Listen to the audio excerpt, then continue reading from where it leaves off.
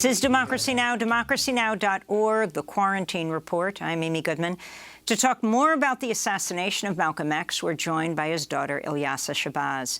She joined Reggie Wood on Saturday when he released the deathbed confession of his cousin, the late undercover police officer Raymond Wood, who described being part of a police and FBI conspiracy that targeted Malcolm X, was there at his assassination. Ilyasah Shabazz is professor at John Jay College of Criminal Justice in New York, a community organizer, motivational speaker, activist, and award-winning author. Ilyasah Shabazz and Tiffany Jackson have just co-written a new book for young adults titled The Awakening of Malcolm X. Before we go back in time to the book and Malcolm X's history, Ilyasah, can you respond to this bombshell deathbed revelation that Reggie just shared with us? Wow. You know, I think it's deplorable. But I think that it's good that he came forward with this letter because many people just did not understand how intricately involved our people in powerful positions were to infiltrate organizations that set out to improve society. I mean, true that Reggie Wood, Raymond Wood, not only infiltrated the Malcolm X's organization, but CORE, the Panther 21, all these different groupings. Now, you have dealt with this slow drip of revelations over the decades. I mean, you are Malcolm X's daughter. Can you talk about the effect on your family and what you're calling for now? Do you join Ben Crump in calling for a reopening of the investigation of your father's assassination? Absolutely. We want the truth uncovered. And if it's the Manhattan District Attorney, the United States Congress, we would like them to do a thorough investigation on the assassination of our father, Malcolm X.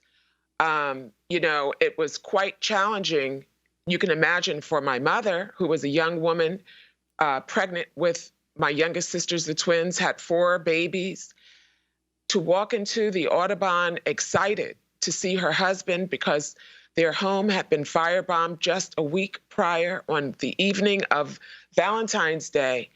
And for her to be able to go and see her husband with her family, she must have walked in to that Audubon Sunday afternoon really excited and left shattered.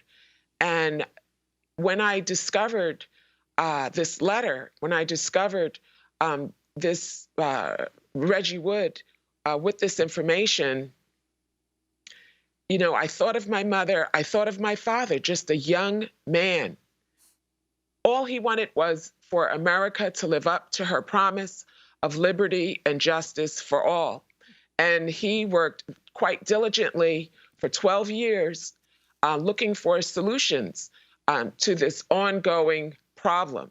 And he provided the biggest critique of America. And I'm happy that the truth can finally be uncovered. And so whatever it takes, I and my 5 sisters are supportive of that effort. You were there 56 years ago, horrifyingly. How old were you? 2 years old, in the Audubon Ballroom where you returned this past weekend. I mean, of course, you've been there many times. It's now the Shabazz Center.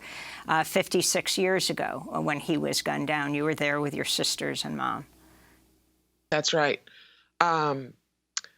That's right. And, you know, again, I always go back to my mother. It had to have been just so difficult for her and how she safeguarded her husband's legacy. Because, look, what most people are discovering now is that all of what they learned about Malcolm X, it was absolutely inaccurate. This past summer, while young people were politicized because of this global pandemic, because of being forced to watch this horrific death of George Floyd, going out into the streets, protesting, 50 states in this country, 18 countries abroad. And, you know, we discovered that my father was quoted 53.7 thousand times per hour in social media. And this is the clearest indication that people wanted to know the truth about Malcolm X. They knew that Malcolm spoke truth and that he provided strategies and tactics that they could employ to meet these socioeconomic challenges head on. And so I take my hat off to these young people for being diligent as well. I wanted to go to an excerpt of a speech your dad gave at the Audubon Ballroom in '64, about half a year before he was assassinated there. It's called By Any Means Necessary. One of the first things that the independent African nations did was to form an organization called the Organization of African Unity. The purpose of our organization of Afro-American Unity, which has the same aim and objective, to fight whoever gets in our way.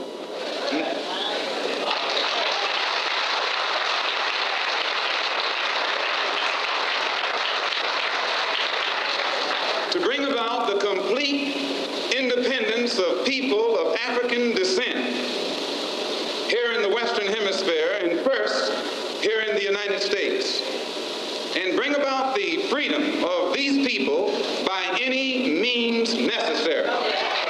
That was Malcolm X months before he was assassinated. Ilyasah Shabazz, you have now written a book for young adults called The Awakening of Malcolm X, and it really focuses on his time in jail. Talk about why you chose this period, and what do you think is so critical for young people to take from it? Well, I wanted to first make sure that I showed that Malcolm didn't go to jail and miraculously become Malcolm X, that his parents instilled specific values. And it speaks to all of the smart, forward-thinking adults that, you know, we have to provide guidance for our children. They need an education curriculum that teaches the truth. We can't sit back and expect someone else to do these things for us. If our young people understood that,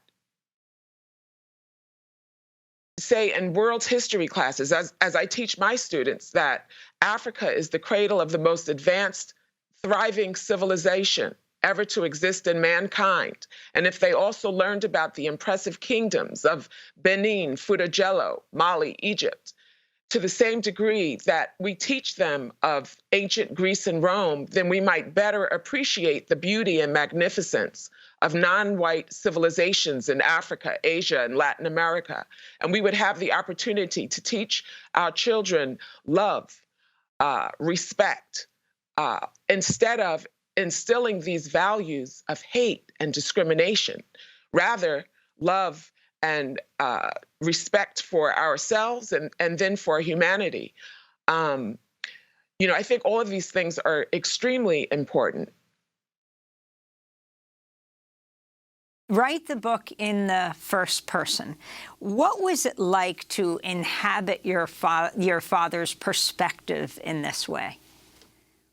Well, talking about the values that were instilled in him by his parents, and Malcolm running from himself, running from his identity, running from the fact that his father was lynched.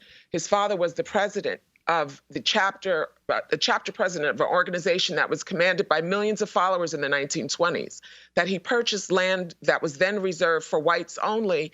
And, you know, the KKK lynched him. They targeted his family. His mother, who was the recording secretary, instilling values of compassion, human compassion, literary, all these things that we see in Malcolm later in his life, was put into an institution. The family was separated. The land was taken.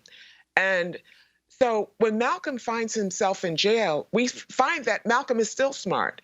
He ends up being a star debater on the debate team. The prison debated against Ivy League schools, Harvard, MIT, Boston University, and Malcolm debated about capital punishment. And so we see his compassion, we see his wit, we see his ability to inform and engage others. And so, what we find is that Malcolm studied the dictionary not so that he could learn how to read and write, but he studied the dictionary so he could learn the etymology, the root words, so he could be his best. And when we look at today, the criminal justice system, we know that there are over 3 million people behind bars, that the U.S. spent in We have 10 2012 seconds. $80 billion taxpayer dollars on correction facilities, not education, not after-school programs. And so the incarcerated population has increased by 700%, and we wanted to focus on the humanity of these people behind bars.